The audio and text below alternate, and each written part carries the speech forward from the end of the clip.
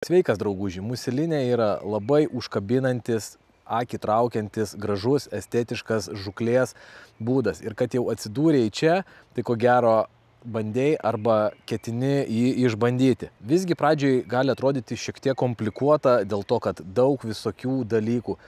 Šniūras, metimai, muselės, kaip gaudyti, kur, ką, kada ir klausimų daugiau nei atsakymų. Bet patikėk, pats pradėjau 12 metų, žinau, ką tai reiškia pradėti nuo nulio ir sukaliau tau kelias trumpas serijytes, kuriuose sudėliosime į lentynas pačius pagrindinius dalykus, o galiausiai tau bus aiškiau, kaip susideda iš kokių dalykų, iš kokių komponentų muselinė įranga, kaip ją elgtis ir kas daro ką. Na, o tada galėsi koncentruotis ir į žvejybą. Na, o šį kreivą ir vingiuotą taką ištiesinti pabandysiu tau aš, Ernestas.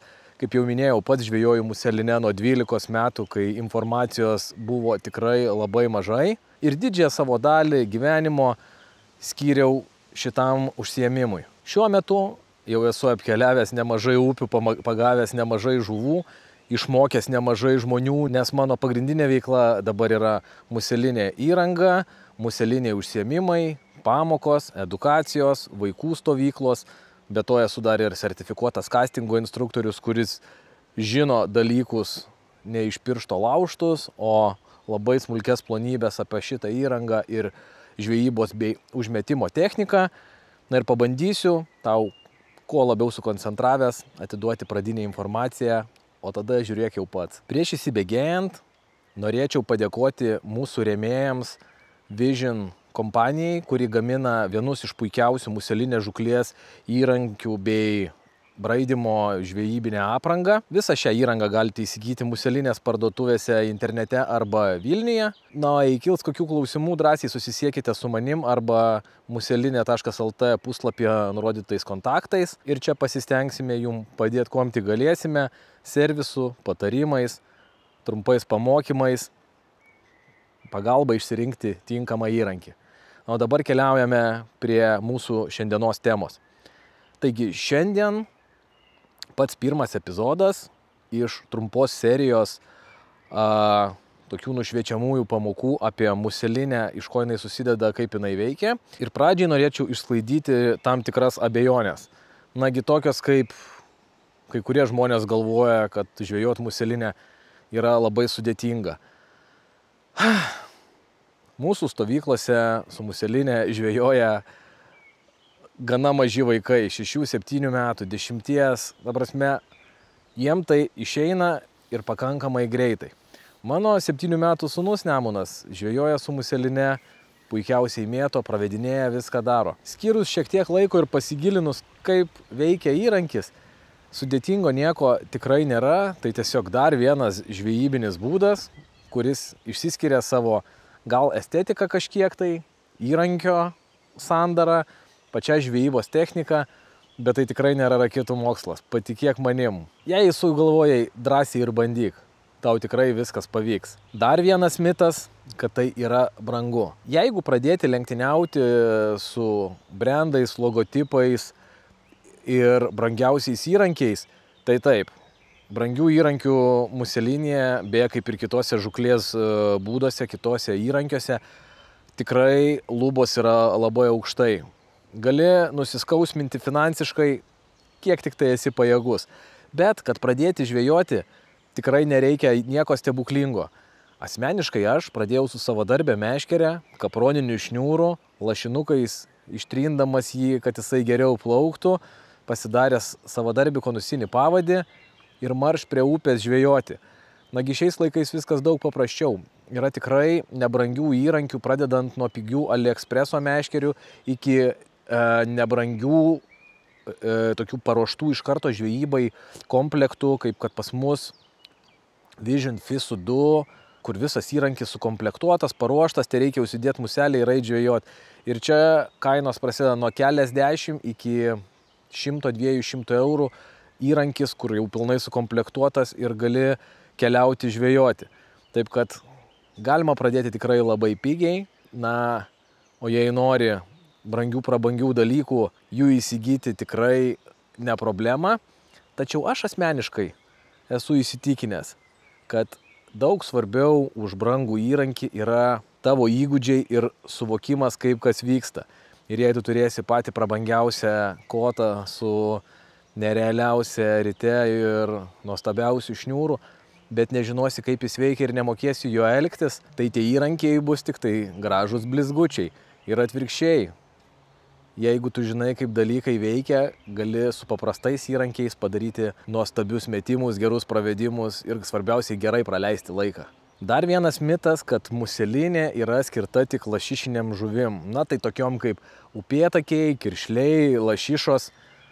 Gal kažkada taip ir buvo, kai muselinė žvejodavo daugiau lordai ir aukštuomenė kažkur tai Britanijoje, Škotijoje. Ir šis hobis buvo populiarus tuose lomuose.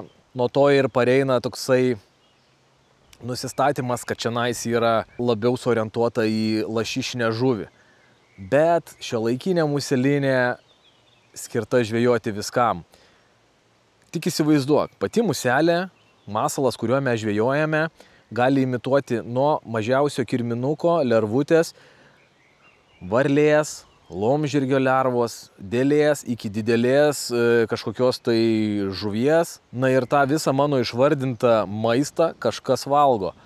O tas lervutės, kirminukus, varlės, žuvis, vabalus valgo praktiškai visos žuvis. Nuo smulkiausios aukšlytės iki didelės lydekos, ešeriai, karosai, nežinau, pasakyk pavadinimą, aš tau pasakysiu, ant ko tą žuvį galima pagauti. Esu matęs, kad net šamus gaudo su muselinė, taip kad su muselinė galima gaudyti praktiškai visą žuvį, tai reikia imituoti jos maistą ir žvejoti ten, kur jinai yra ir maitinasi. Na ir viskas, ir tai tikrai įmanoma. Taip kad, žinok, plotai nerti yra labai dideli ir platus. Gali užmesti akį, įmesiu apačioje nuorodą į video, kur mes su Nemunu gaudome raudes, gal dar rasiu video, kur karosus gaudom. Taip kad aplink tave tikrai yra vandens telkinys, kur gali smagiai pažvejoti su museline. Taigi grįžkime prie šitos mūsų video serijos. Šioje serijoje aš ketinu apibrėžti, papasakoti, apibūdinti pagrindinius muselinės įrankius, su kuriais tau reikia susipažinti, kuriuos tu turi žinot ir žinot, už ką jie atsakingi, ką jie veikia, kokios jų funkcijas ir kokios savybės yra svarbios. Pirma, tai yra meškerė, kotas, šitas anglies gabalas, ant kurio viską tvirtiname ir su kuriuo atliekame visus manevrus. Tada antra, ritė, muselinė jinai tvirtinama apačioje ir atrodo tokia gana oldschooliška. Taigi antras įrankis yra ritė.